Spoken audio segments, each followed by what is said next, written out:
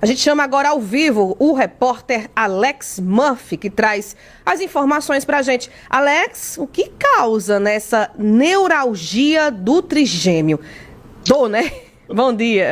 Muita dor, viu, Ana Rebeca? Olha só, muito bom dia para você novamente, né? Bom dia a todos que estão aqui nos acompanhando no Manhã Cidade. Sobre esse assunto, claro, a gente veio conversar com um especialista, né? Vamos conversar aqui com o doutor Bruno Rangel, ele que é neurocirurgião, né? Vai explicar melhor para a gente aí o que é essa doença, né? Neuralgia do trigêmeo. Doutor, muito bom dia, seja bem-vindo mais uma vez à Rádio Cidade. Explique, começando, claro, né? Comece aí explicando o que é essa doença. Bom dia. Bom dia a todos. A neuralgia do trigêmeo, né, já como diz o nome, algia, dor, e neuro, nervoso, é uma dor nervosa que acomete justamente o quinto nervo craniano, que é o nervo trigêmeo. Tá? É uma dor que ela é lancinante e ela é excruciante, às vezes até incapacitante. O paciente ele não consegue fazer muita coisa da vida dele, do tamanho e da intensidade da dor. Né? Ela é mais comum em pessoas acima de 50 anos, e especialmente mulheres. Né?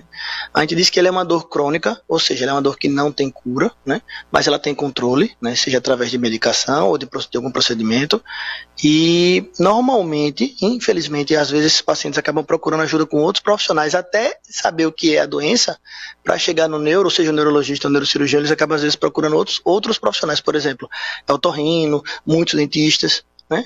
Então, ele é uma dor que, quando você identificar prontamente, né, você consegue sim promover algum tipo de qualidade de vida para essa pessoa. O senhor falou aí a procura de outros profissionais, como otorrino, por exemplo, até um odontologista também, odontologista, porque ele afeta, por exemplo, parte do rosto, né? Então, por exemplo, as pessoas podem se confundirem, né, e achar que é dor de ouvido, dor de dente, não é? Perfeito, perfeito. Existem, o nervo trigêmeo, ele sai um pouquinho na frente aqui, né, do meato acústico, e ele comete 3 divisões. Ele é um nervo sensitivo e ele possui 3 divisões na face. Então você tem o ramo oftálmico, que vai pegar parte do olho e parte superior do nariz, o ramo maxilar, onde você vai pegar a parte inferior do nariz, daí essa parte do lábio superior, essa parte do ramo maxilar, e o ramo mandibular, que você vai pegar justamente a parte inferior do maxilo, né, a mandíbula. Então, às vezes, o paciente ele tem dor, né, na região, por exemplo, no terceiro, no V3, no ramo mandibular, ele acha que é uma dor de dente.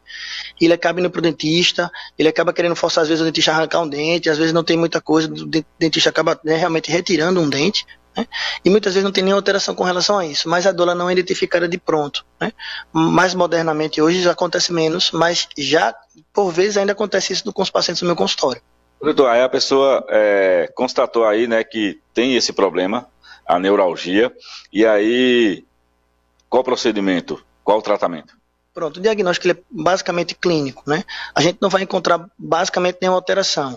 Etiologicamente, as causas da neuralgia, né, normalmente é uma artéria, né, que está lá no cérebro, que a gente chama de artéria, de alça aberrante, ou seja, ela faz alguma dobra, algum trajeto que não é o trajeto muitas vezes original dela, e ela acaba estimulando, ela acaba pulsando e batendo próximo do nervo trigêmeo.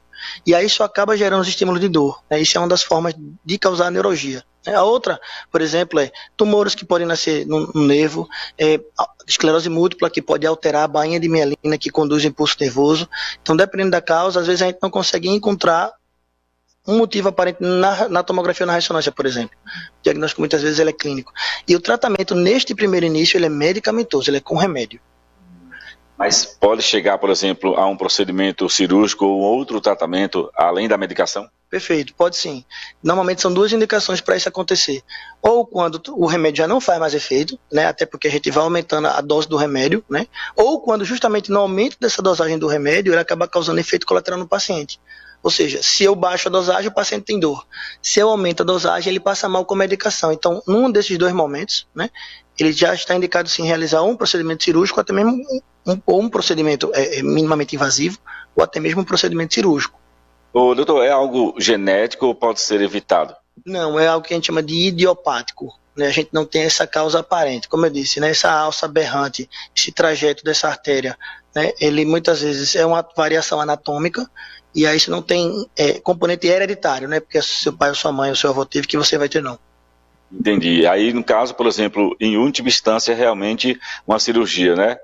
Para que realmente a pessoa tenha aí um alívio, né? Durante um bom tempo na vida. Isso, até 50% dos casos, ou seja, de cada 10 pessoas, até metade dessas pessoas vão necessitar de um procedimento cirúrgico de médio a longo prazo, né?